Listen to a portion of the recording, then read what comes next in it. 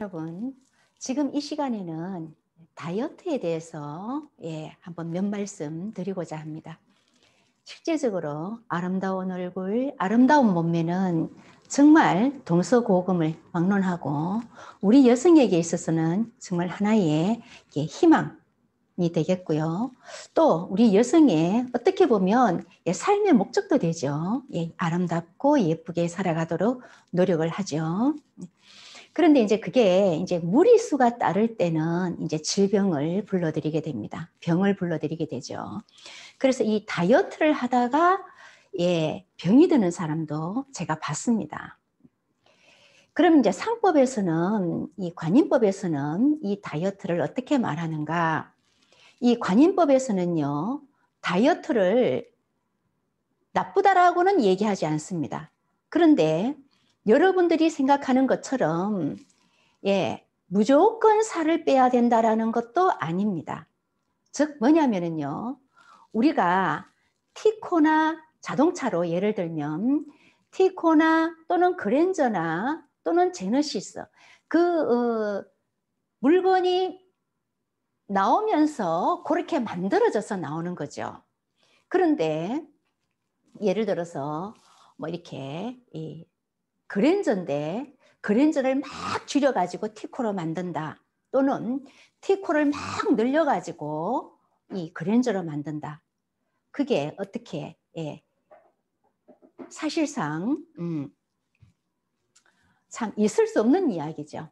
그러면 관인법에서는 태어난 자기 어떻게 보면 DNA라든지 유전인자라든지 또는 큰 골격을 가질 수 있는지 아닌지 그러한 어떤 그 자기 체질상 그러한 의미들을 갖고 태어난다 이렇게 생각합니다. 갖고 있다 이렇게 봅니다. 그래서 살찌는 사람이 무조건 살찐다라기보다는 아무나 무조건 살찐다라기보다는 살찌는 체질이 있다라는 거죠. 살찌는 체질이 있다라는 거고 또 아무나 막 이렇게 여윈다. 물론 안 먹으면 여위고 많이 먹으면 살찌는데 체질상 어떻게 보면 살찌는 체질과 살이 안 찌는 체질이 이렇게 타고날 때부터 그런 고유성이 있다. 이렇게 생각합니다. 그렇게 보고 있습니다. 그러면 어떤 사람이 살을 빼야 되는가? 이제 그걸 말씀드립니다. 제가 가장 우스운 이야기가 뭐 의사 선생님들 이야기 한다고 해서 이렇게 또 뭡니까 또 이렇게 부정적인 또는 거부 반응이 일어날지는 모르겠는데요. 대체적으로 의사 선생님들은 보면요 몸이 좋습니다. 몸집이 아주 물론 이렇게 근육질로 되어 있는 분도 있지만 대체적으로 몸이 좋습니다. 영양질로요 잘 드시고 또 아주 적당하게 운동하시고 또 이제 자기 관리를 잘 하시는 이 의사 선생님들이시죠. 그런 분들이 이렇게 살집도 아주 두툼하게 잘 형성되신 분이 자기를 찾아오는 사람들에게는 무조건 살 빼라고 얘기합니다. 무조건 살 빼, 살 빼. 그래서 물론 이제 살 빼야 되니까 빼라고 얘기하겠죠. 몸무게가 많이 나가면 다리에 무리가 오고 하니까 이제 살을 빼야 되겠죠. 뭐 그거를 제가 그 의사 선생님을 나무라는 측면에서 말씀드리는 건 아니고요. 우리 개개인이 참고로 해야 되는 내용을 말씀드리고 싶습니다. 이 살을 뺄 때는 앉았다 일어나 봐야 됩니다. 앉았다가 자 살이 많이 쪘어. 살이 많이 찐 분이 앉았다가 일어나는 데에 무리가 없습니다. 나는 움직이는데 살이 많아도 사람들이 보기에 살 많다 살쪘다 해도 나는 이 살이 부담이 안 돼. 그냥 하나도 부담 안 되고 움직이는데 아무런 장애가 되지 않아. 그러면 그 살은요 안 빼도 되는 겁니다. 억지로 살을 빼려고 하실 필요가 없다라는 거죠. 그런데 이제 어떨 때 살을 빼는가? 내가 앉았다 일어나기가 힘들어. 그리고 다리가 이렇게 뭡니까? 살이 찌니까 다리가 아파져. 어떤 증상이 나타날 때는 살을 빼야 됩니다. 그 살은 이제 지나친 거죠. 나를 힘들게 하는 거죠. 또 조금만 그러면 숨차. 그럴 때는 살을 빼야 되겠죠. 그런데 지금 이 건강한 여성들도요, 무조건 살 빼가지고 날씬하게 만들려고 합니다. 이거는요, 스스로 뭡니까? 불행을 불러오게 되는 겁니다. 자기가 움직이는 데 아무런 불편함이 없으면 그 살은 내 겁니다. 살도 내 걸로 내가 사랑해야 된다라는 거죠. 그러나 내가 그 살로 인해서 숨이 차거나 다리가 아파오거나 뭐 어떤 그 증상이 생긴다면 이제 빼야 되겠죠. 그래서 저는 여러분들에게 무조건 다이어트를 권하지는 않습니다. 그러면 자기가 자기 자신을 어떻게 관리해야 되는가? 자, 오늘은 두 끼 먹었고 내일은 한 끼 먹었는데 두 끼 먹었을 때와 한 끼 먹었을 때, 세 끼 먹었을 때를 조금 비교를 하셔야 됩니다.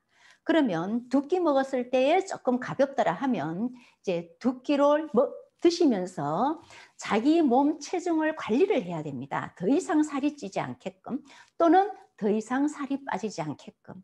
그래서 이 관인법에서는 이 살 빼고 살 찌는 걸로 개운을 하는 방법도 있습니다. 즉 살이 좀 쪄야 되는 사람이 살을 빼면은요, 살이 쪄야 운이 오는 그런 경우도 있고요. 또 살이 너무 지나쳐서 본인이 힘들 때는 살을 빼야지 운이 오는 경우도 있습니다. 저는 살 쪄야 좋다, 살 빼야 좋다를 떠나서 살이 쪄야 되는 사람도 있고 살을 빼야 되는 사람도 있다, 이렇게 말씀드리고요. 어떤 사람이 살을 빼야 되느냐? 다리에 무리가 오거나 빨리 숨찰 때, 그리고 어떤 질병이 올 때는 살을 빼야 됩니다. 즉 뒷골이 땡긴다거나 또는 다리를 옮기기가 불편하거나 또는 앉았다 일어나기가 어렵거나 계단을 3개만 올라가도 허헉거리거나 숨이 차거나 이런 어떤 증상이 있을 때는 살을 빼라고 말씀드리고요. 그러나 아무런 어떤 그런 부담이나 어려움도 없는데 그냥 예뻐지고 싶어서, 그냥 날씬해지고 싶어서 정말 그런 단순한 그 생각 갖고도 막 다이어트를 하시는 분도 계시더라고요. 그래서 제가 뭐 많은 여성들을 향해서 말씀드리는 건 아니고 조금 다이어트에 지나친 관심을 가지시는 분을 위해서 관인법에서 말하는 다이어트에 대한 견해를 말씀드렸습니다. 자, 우리가 복부인들은요, 살이 굉장히 참살입니다. 참살. 참살이라는 것은요, 살이 잘 빠지지도 않습니다. 그러면 탄력이 있죠. 자, 살은 탄력이 있습니다. 그리고 윤택하고 밝고, 그리고 아주 그 결이 우리가 싱싱하고 신선하면 좋은 피부를 갖고 있는 거죠. 그러면 우리가 복부인들이 날씬하나요? 아니죠. 조금 허리도 둥글둥글하고 힙도 둥글둥글하고 팔도 이렇게 이제 살이 이렇게 아주 탄력이 있으면서도 참살일 때는요, 물론 빼려고 한다고 잘 빠지지는 않습니다. 그러나 그러한 살이 이제 재물의 복을 불러온다, 그렇게 볼 수도 있고요. 그러면 이제 살이 뭐 왕창 찌면 돈도 많이 들어오겠네, 그건 아닙니다. 살이 굉장히 뭡니까? 탄력이 있어야 됩니다. 그래서 보톡스 맞으면서 얼굴이 부풀어 오르잖아요. 그것은 참살이 아닙니다. 그것은 참살이 아니고 계속 보톡스를 맞다 보면은 허살이 되는 거죠. 그렇게 되면 조금 이쁘게 보일 수 있겠지만 재물복으로 연결되진 않습니다. 그래서 보톡스를 너무 사랑하시지 않는 것이 좋다, 저는 그렇게 생각하고요. 자연적으로 피부를 탄력 있고 매끄럽고 밝고 윤택하게 평소에 조금 신경 써서 관리하는 게 오히려 더 효율적이다, 그렇게 또 효과적이다, 그렇게 말씀드릴 수가 있겠습니다. 제가 요즘 굉장히 여성들이 민감하게 생각하는 이 다이어트에 대해서, 또 살에 대해서 조금 말씀드렸습니다.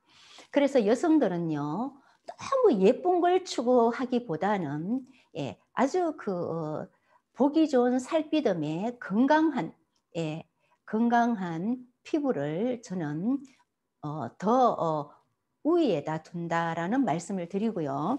또 이제 남성분이 보신다면 남성분들도 너무 이쁜 여자한테 장가 가려고 또는 막 이쁜 여자한테 너무 매이다 보면은 예, 그 복 있는 여성을 놓칠 수가 있습니다. 그래서 예, 남성분들도 좀 복 있는 여성을 예, 선택할 수 있는 그런 어떤 그 상식, 이론, 지혜를 이 시간에 조금씩 얻어 가셨으면 하는 그런 바람을 가져봅니다.